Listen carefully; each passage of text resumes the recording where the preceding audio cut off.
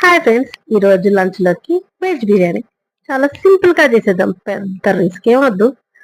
And first oil wait చేసుకొని అందులో కొంచెం చిల్లీ ఆనియన్స్ ఫ్రై అయిన తర్వాత అందులో కొంచెం పసుపు వేసుకొని వెజిటేబుల్స్ లో పొటాటో, కాలీఫ్లవర్, క్యారెట్ వేసేసుకొని కలిపేసుకోవాలి. కాస్త ఉప్పు వేసాం అనుకో ఫాస్ట్ గా మగ్గిపోతాయి. మనది కొంచెం ఫాస్ట్ రెసిపీ కదా, అందుకు.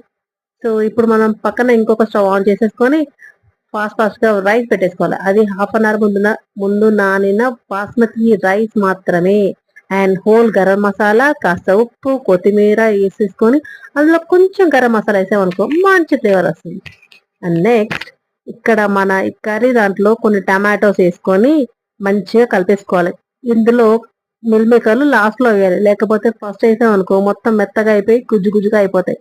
సో ఇప్పుడు కలిపేసుకున్న తర్వాత మనము ఇందులోకి ఉప్పు, కారం, గరం మసాలా, సాంబార్ మసాలా వేసుకుంటే మంచి ఫ్లేవర్ వస్తుంది.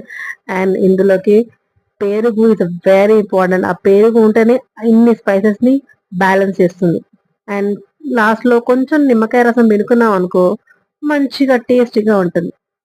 ఇప్పుడు మనం ఇదంతా ఎంత వాసన వస్తుంది, సూపర్ గా యూనో, సో డెలిషియస్.